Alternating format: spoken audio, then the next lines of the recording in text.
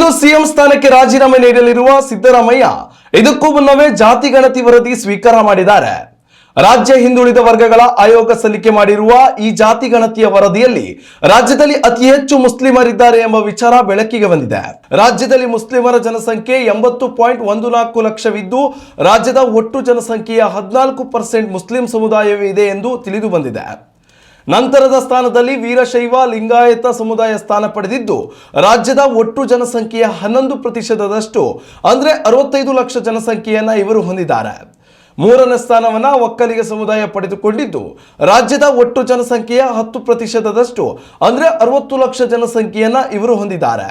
ನಾಲ್ಕನೇ ಸ್ಥಾನದಲ್ಲಿ ಕುರುಬ ಸಮುದಾಯವಿದ್ದು ರಾಜ್ಯದಲ್ಲಿ ಇವರ ಬಲ 8% ಇದೆ ಎನ್ನಲಾಗಿದೆ ಹಾಗೂ ಇವರ ಜನಸಂಖ್ಯೆ 45 ಲಕ್ಷದಷ್ಟಿದೆ ಎಂದು ಹಿಂದುಳಿದ ವರ್ಗಗಳ ಆಯೋಗ ರಾಜ್ಯ ಸರ್ಕಾರಕ್ಕೆ ಮಾಹಿತಿಯನ್ನು ನೀಡಿದೆ. ಅಲ್ಲದೆ ಹಿಂದುಳಿದ ವರ್ಗಗಳ ಮೀಸಲಾತಿ ಪ್ರಮಾಣವನ್ನ 32ರಿಂದ 40%ಕ್ಕೆ ಏರಿಕೆ ಮಾಡುವಂತೆ ಈ ವರದಿಯಲ್ಲಿ ರಾಜ್ಯ ಹಿಂದುಳಿದ ವರ್ಗಗಳ ಆಯೋಗ ರಾಜ್ಯ ಸರ್ಕಾರಕ್ಕೆ ಶಿಫಾರಸು ಮಾಡಿದೆ. ಈ ವರದಿ ಸ್ವೀಕಾರದ ಬಳಿಕ ಮಾತನಾಡಿದ ಸಿಎಂ ಸಿದ್ದರಾಮಯ್ಯ, ಸಾಮಾಜಿಕ ಶೈಕ್ಷಣಿಕ ಸಮೀಕ್ಷಾ ವರದಿಯನ್ನು ಸ್ವೀಕರಿಸಿದ್ದೇನೆ. ಮುಂದಿನ ದಿನಗಳಲ್ಲಿ ಸಾಮಾಜಿಕ ನ್ಯಾಯದ ಅನುಷ್ಠಾನಕ್ಕೆ ಈ ವರದಿಯು ಮಾರ್ಗದರ್ಶಿಯಾಗಲಿ ಎಂದಿದ್ದಾರೆ.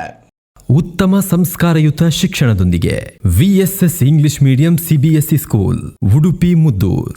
ನರ್ಸರಿಯಿಂದ 10ನೇ ತರಗತಿವರೆಗೆ ಶಿಕ್ಷಣದ ಜೊತೆಗೆ 5ರಿಂದ 10ನೇ ತರಗತಿವರೆಗಿನ ವಿದ್ಯಾರ್ಥಿನಿಯರಿಗೆ ಉತ್ತಮ ಹಾಸ್ಟೆಲ್ ಸೌಲಭ್ಯವೂ ಇದೆ. ನಿಮ್ಮ ಮಕ್ಕಳ ಪ್ರವೇಶಾತಿಗಾಗಿ ಈ ಸಂಖ್ಯೆಗೆ ಕರೆ ಮಾಡಿ.